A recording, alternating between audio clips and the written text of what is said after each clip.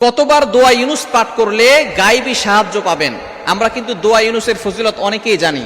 দোয়া ইউনুস এমন একটি দোয়া, যেই দোয়া পড়ে হযরত ইউনুস আলাইহিস সালাম কঠিন বিপদ থেকে মুক্তি পেয়েছিলেন।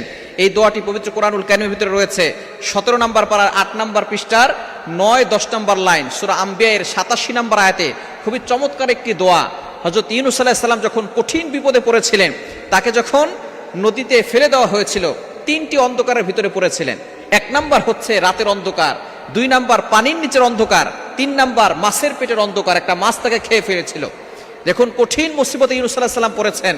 মাছ যখন তাকে নিয়ে সাগরের তলদেশে চলে গেছে, এখন দেখে এই সাগরের তলদেশে কেউ তাকে বাঁচাতে পারবে না একমাত্র আল্লাহ ছাড়া। হযরত ইউনুস আলাইহিস সালাম কঠিন বিপদে পড়ে গেলেন, 3টি অন্ধকারের ভিতরে পড়লেন, আর মনে মনে চিন্তা করলেন এই বিপদ থেকে আমার মা বাবা আমাকে রক্ষা করতে পারবে না, আমার ভাই, আমার আত্মীয় স্বজন, আমার গোত্রের লোকেরা আমাকে রক্ষা করতে পারবে না। যদি রক্ষা করতে পারেন একজন পারবেন, তিনি হলেন আমার আল্লাহ। তখনই তিনি আল্লাহর কাছে একটা দোয়া করলেন।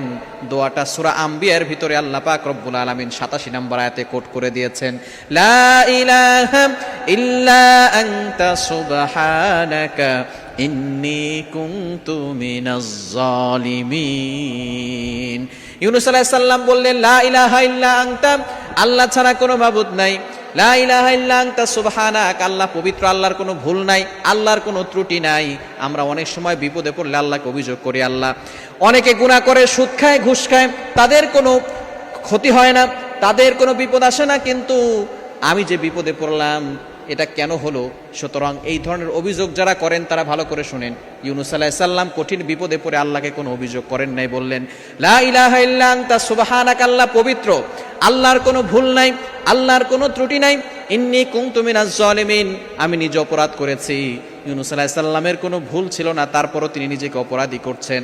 সুতরাং আমরা কোনো সময় কাউকে অপরাধী বলবো না, নিজেকে অপরাধী বলে আল্লাহর কাছে ছোট করব। ইউনুস আলাইহিস সালাম যে দোয়া আমাদেরকে শিক্ষা দিয়েছেন, এই দোয়া যদি আমরা করতে পারি, আল্লাহ পাক রব্বুল আলামিন আমাদেরকেও কঠিন বিপদ থেকে হেফাজত করবেন। এজন্য কতবার পড়বেন? এই ইউনুস অনেকে দেখা যাচ্ছে 100 বার পরে, অনেকে 1000 বার পরে, অনেকে 1 লক্ষ বার পরে। আপনি যদি ইয়াকিনের সাথে 100 বার পড়তে পারেন, তাহলে আল্লাহ পাক রব্বুল আলামিন আপনার গায়েবীভাবে সাহায্য করতে পারেন। তবে শুরুতে দুরূদ শরীফ পড়বেন, শেষে দুরূদ শরীফ পড়বেন, কারণ দুরূদ শরীফ পড়লে সরাসরি দোয়াটা আল্লাহর আরশে গিয়ে নক করে।